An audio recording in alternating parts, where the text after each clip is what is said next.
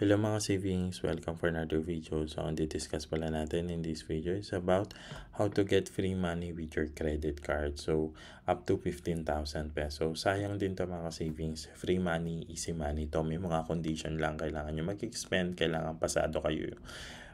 Kumbaga pasado yung credit status nyo. But sayang kasi kung pasok yung credit status nyo tapos may kakayahan naman kayong to spend or ginagawa nyo na spend tapos hindi nyo alam yung mga ganitong promo. So, yung logic na ganito, almost every month, every year, nagkakaroon ng cycle yung mga bank na nagbibigay talaga sila ng cashback. So, nagkataon lang in this video is BDO yung maraming cashback na nagbibigay na up to 15K. So, yung BPI last time up to 30K. So, sayang din mga savings. So, yung credit card, mabuti yan kung nagagawa natin ng okay yung responsibility natin sa kanya or magiging nightmare din yan kapag hindi tayo marunong gumamit or inaabuso natin siya. So, kung interested ka sa ganito content, this video is for you. So for now, yung BDO yung sinample natin. So, kasi kaka-apply ko lang. Sayang din kasi yung 15K. So, normally ako nag-aantay talaga ako ng mga ganito. So, sample yun sa BPI, 20, 30K yung nakuha natin. So, in this video, 15K. So, sayang naman ako hindi ko i-share yung ganitong information. So, sa BDO, meron silang 15K na cashback para dun sa Visa signature nila. And then, 10,000 cashback para dun sa mga elite credit card nila. Ito yung mga platinum. And then 5,000 cashback para dun sa mga gold nila. And 2,000 cashback para dun sa mga classic credit card nila. Ngayon, kung pasok kayo dito sa mga tingin nyo, pasok yung credit rating or status nyo sa mga card na to.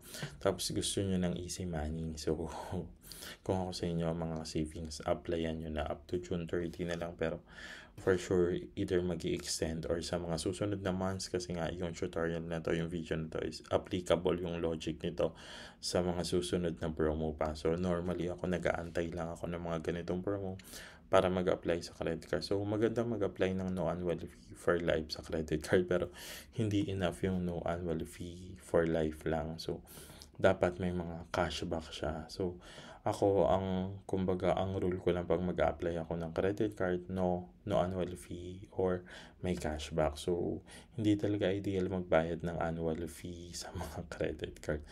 Mga savings kumbaga ginagamit na nila yung pera natin tapos magbabayad pa tayo yearly. But for this naman, yung sa video na i-discuss natin, lahat yan meron 3-year na free annual fee. So, pwede mo naman siya ipaputol kapag patapos na yung 3 years kung hindi ka na happy sa service nila or hindi naman malaking magiging bawas sa credit score kung magpaputol ka ng 1, 2, 3 credit card na subscription mo. So, discuss na natin yung video kung paano makuha yung 15K, 10K, 5K, 2K.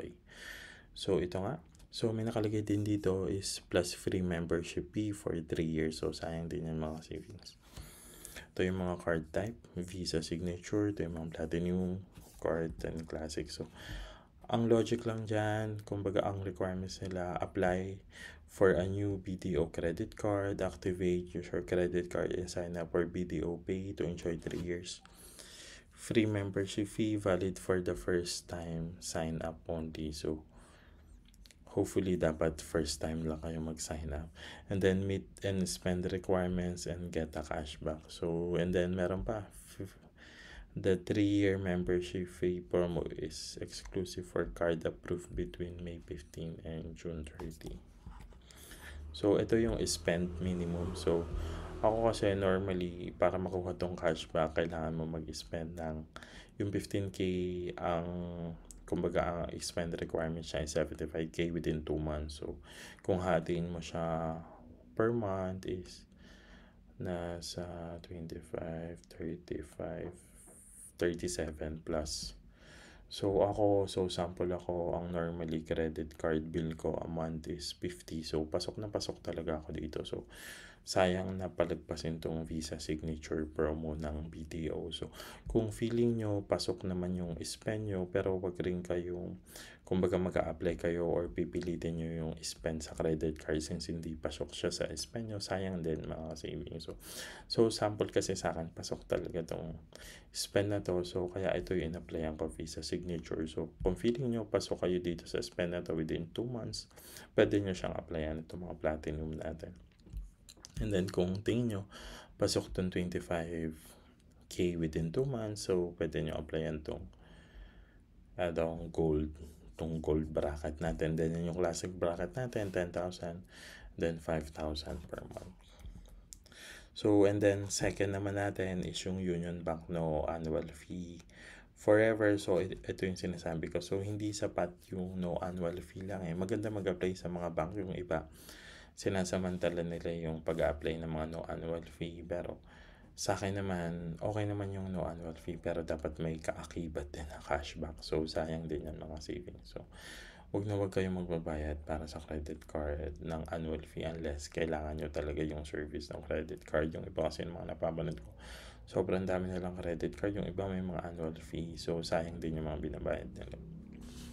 So, ito naman sa Union Bank naman para makakuha ng annual fee, ng cashback and no annual fee for life. So, ito sa Union Bank Reserve, kailangan welcome gift is 12,000. So, spend requirements is 40,000. Medyo maliit to compare sa BDO. And then sa Union Bank Miles Plus card naman, 30 miles yung welcome gift. And then 40K yung spend requirements. No annual fee naman para sa rewards card. Ito yung forever. And then 20K requirements. And then gusto mo naman Union Bank cashback card. Ang applyan mo may 5,000 e-gift. So, 20,000 lang. So, yun yung sinasabi ko mga savings. Yung logic dito is every now and then magkakaroon ng mga promo yung mga bank para sa mga new users. So, hopefully dun sa mga wala pang ganong card sa mga bank. So, kaysa mag-apply lang kayo na mag-apply. So, antayin nyo yung mga promo na ganito. So, again, sinample ko dito yung sa BPI which is up to 30,000 cashback. So, nakakuha kong 30, 20, 30K dito sa last time sa BPI. So, sa mga wala pa dyan mga credit card, sa mga bangko na to, tsaga-tsaga lang sa pag-aantay. So, sayang din kasi yung pera. So, yun lang mga savings. So, sayang yung logic nitong mga cashback na ganito para sa mga new applicant. Tapos, meron siya mga waiver pang annual fee. So, maganda i-maximize. So, yun lang mga savings. Salamat sa panunod. And then, please like, comment, and subscribe. So, gawa na rin ako ng mga video mga savings. Medyo matagal rin ako nawala. Medyo busy lang. So, yun lang mga savings. Thank you.